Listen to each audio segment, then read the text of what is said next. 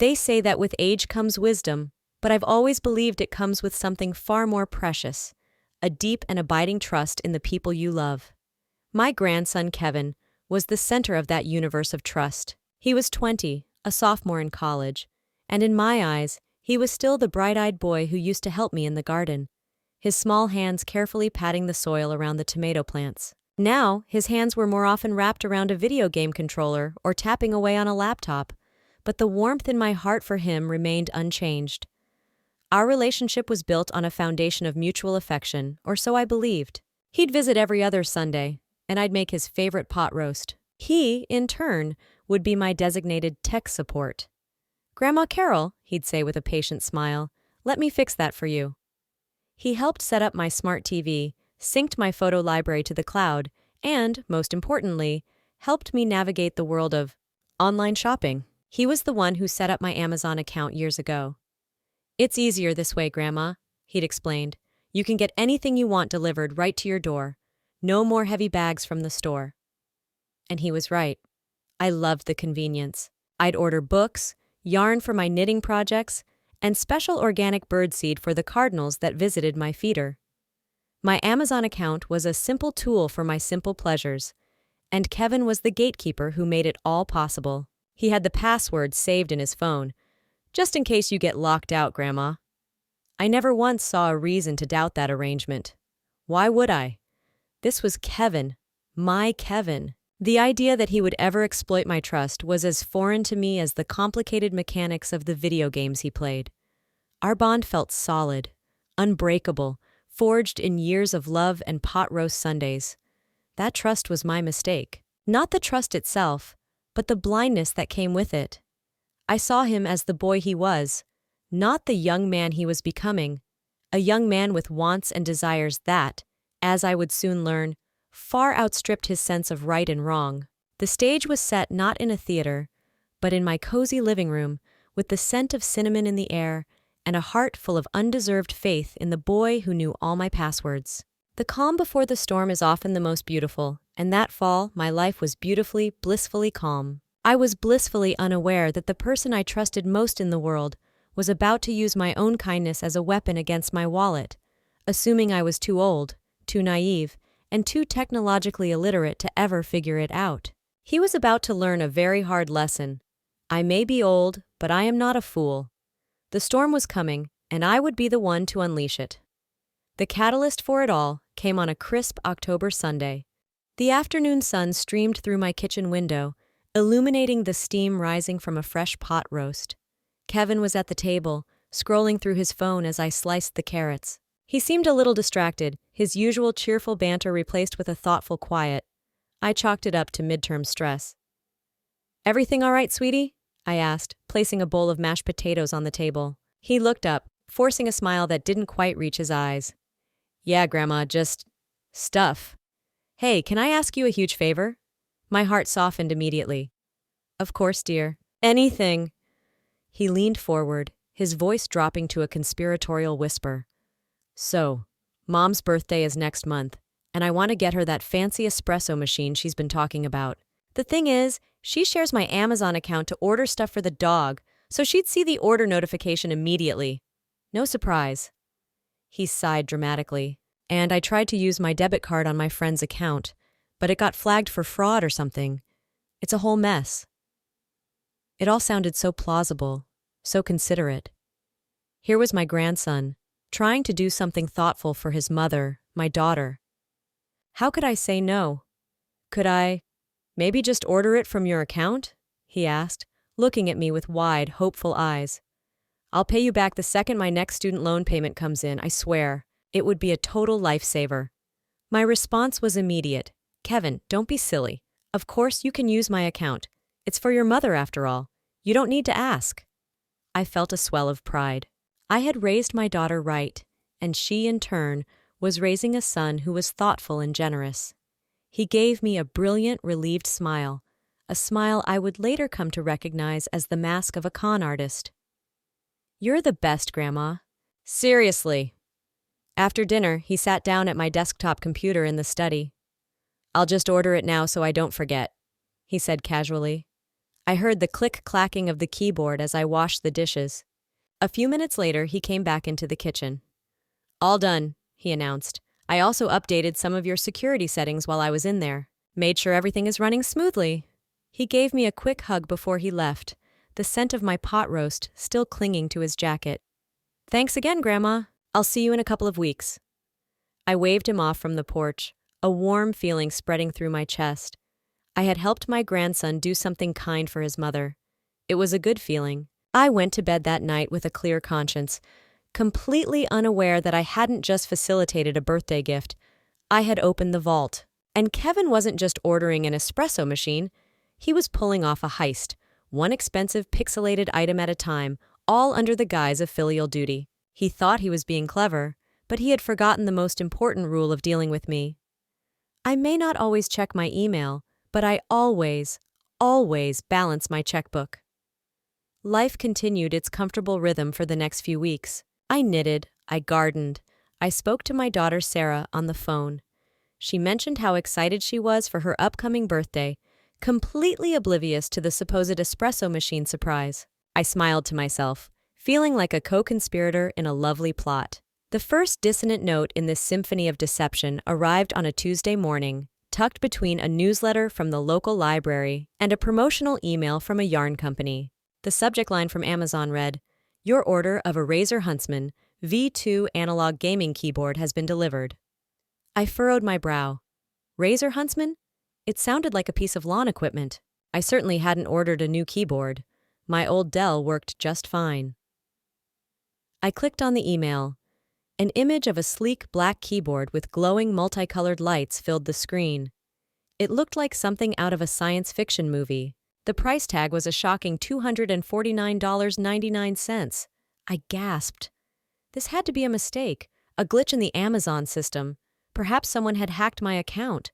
I quickly dismissed the thought. Who would hack an old woman's account to buy a disco keyboard? It was preposterous. I decided it was likely just sophisticated spam, designed to make me click a dangerous link. I deleted the email and thought no more of it.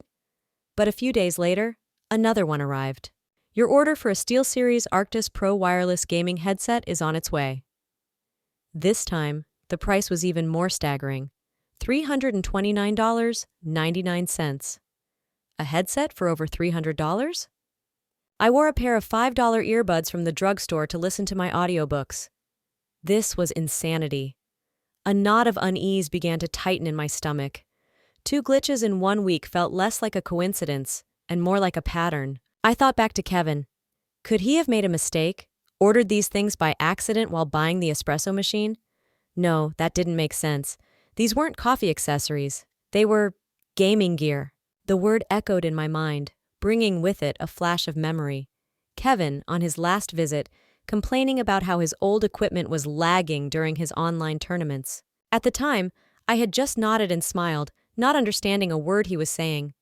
Now, a cold, dreadful suspicion began to dawn. I pushed it away. No, it couldn't be. Not my Kevin. He wouldn't lie to me. He wouldn't steal from me. It was a betrayal too great to even contemplate. I was his grandmother. I made him pot roast. I told myself I was being paranoid, a silly old woman letting her imagination run wild. I deleted the second email as well, but this time, the feeling of unease lingered. The trust I had placed in him was like a pristine pane of glass, and now, 2 small hairline cracks had appeared.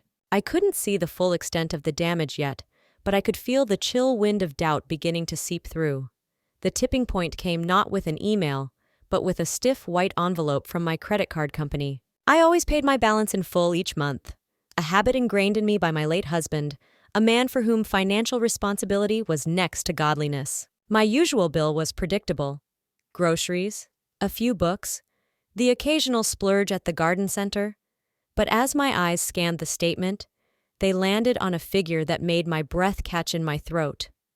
The total was over $3,000. My hand trembled as I held the paper.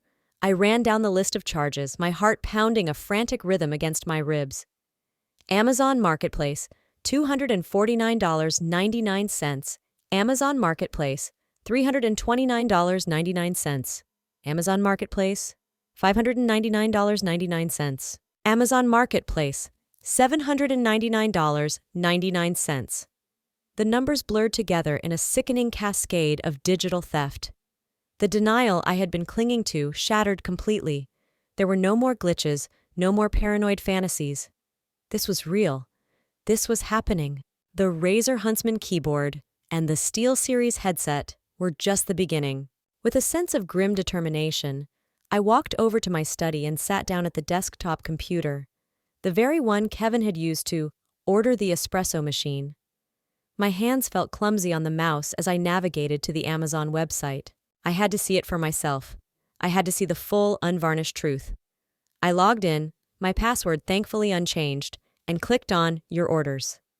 The page loaded, and the truth hit me like a physical blow. It was a digital monument to my grandson's deceit. There, listed in chronological order, was a treasure trove of high-end gaming paraphernalia, all purchased in the last month, all shipped to an address I didn't recognize, likely a mail locker or a friend's apartment.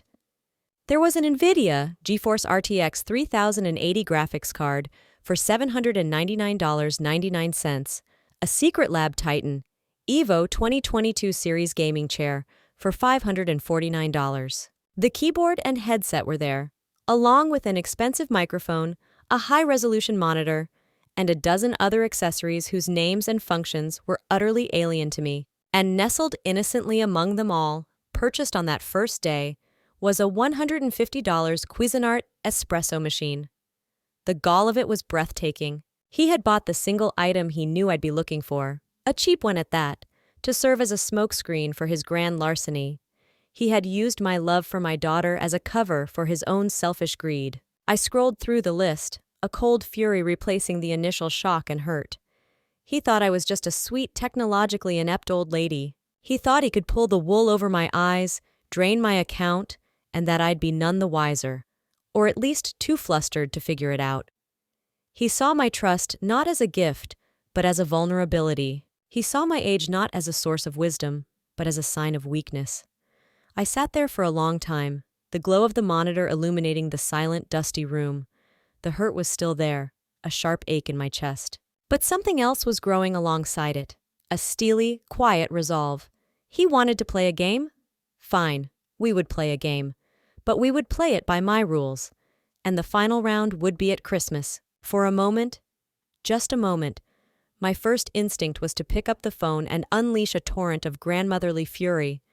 I wanted to hear him stammer and make excuses.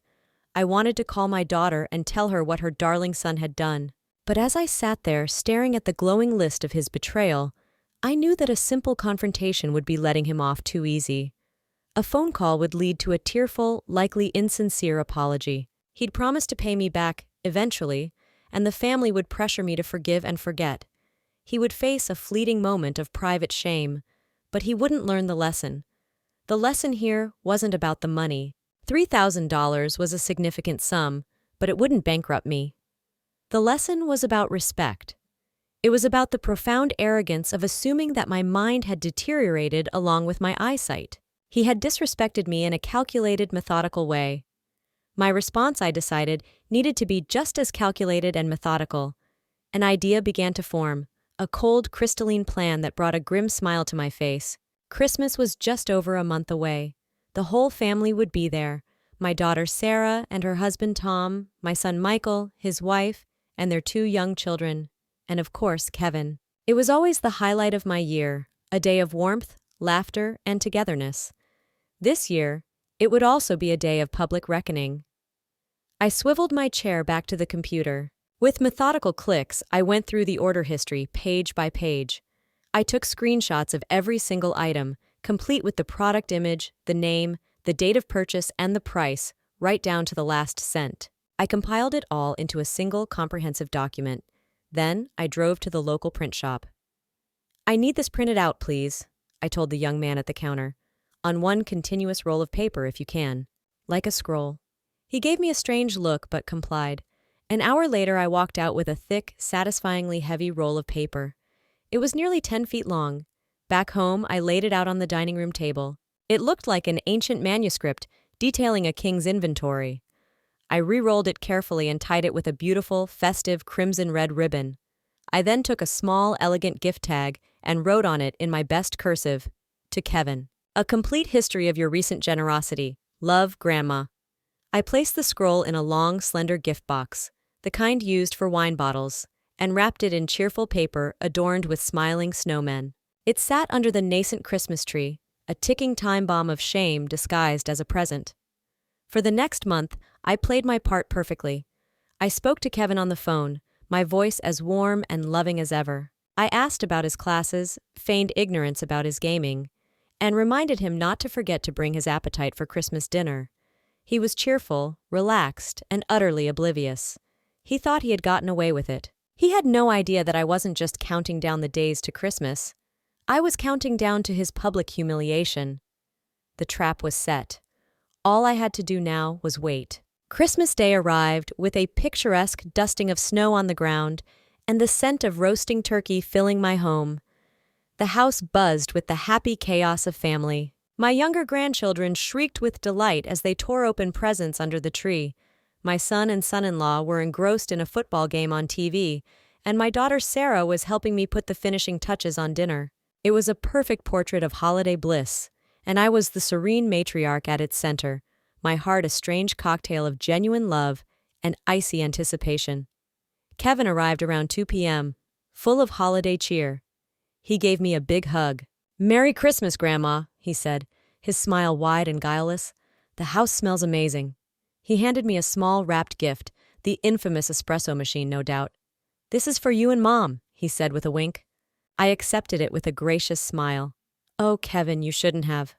My voice was pure, benevolent grandmother.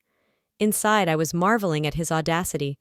He looked so carefree, so pleased with himself. He mingled with the family, laughed at his uncle's bad jokes, and played with his younger cousins, all while the evidence of his grand deception sat innocently under the tree. He had no idea he was a dead man walking.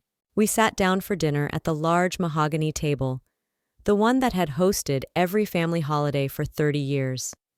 The conversation was lively, flowing around the table with the wine. I watched Kevin as he piled his plate high with turkey, stuffing, and my special cranberry sauce. He was relaxed, confident, completely at ease. He caught my eye at one point and gave me a little smile, a silent acknowledgement of our secret about his mother's gift. I smiled back, a placid, knowing expression on my face that he completely misinterpreted as shared warmth. He was so sure of my ignorance, so confident in his cleverness. It was this absolute certainty that made what was to come so exquisitely just. As we finished the main course and Sarah began clearing plates for dessert, I knew it was time. I felt a flutter of nerves, not of doubt, but of pure, unadulterated anticipation, like a stage actor waiting in the wings for their big scene. I let Sarah bring out the pumpkin pie and the coffee. I wanted everyone to be settled, comfortable, and captive. I took a slow sip of water, my eyes scanning the faces of my family, the people I loved, the people who were about to witness the spectacular implosion of my grandson's character. The calm was almost over. The storm I had been brewing for over a month was about to make landfall, right at the head of my Christmas dinner table, and at the center of the storm would be one very surprised, very foolish young man. Just as my son-in-law Tom was about to take the first bite of his pie, I gently tapped my water glass with a spoon.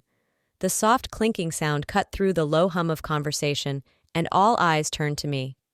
I remained seated, a calm, beatific smile on my face. "Before we have our dessert," I began, my voice clear and steady, "I have something special I'd like to share. It's a sort of Christmas story." The family looked intrigued. Kevin leaned forward slightly, a curious smile on his face. He probably thought I was about to share a sentimental old memory. I reached under my chair and brought out the long, beautifully wrapped gift box. "Kevin, dear," I said, my eyes locking with his, "this is for you." He looked surprised but pleased. "Oh, wow, Grandma, you didn't have to get me anything else." He took the box, tore off the snowman paper, and opened the lid. He pulled out the long scroll, tied with its festive red ribbon. He looked at it, confused. "What is it?" my daughter Sarah asked, laughing. "A treasure map?" "In a way," I replied smoothly. "Kevin, why don't you untie the ribbon?" He did as he was told, a flicker of uncertainty crossing his face for the first time. The scroll unfurled slightly. He read the gift tag I had so carefully written. I watched as the color drained from his face. It was instantaneous and absolute, as if someone had pulled a plug at the base of his neck. "Grandma," he whispered, his voice cracking. "Read it out loud, dear," I said, my voice still light and pleasant. "It seems to be a list. I'm getting old and my eyes aren't what they used to be. Please share it with the family." He was frozen, his face a mask of pure horror.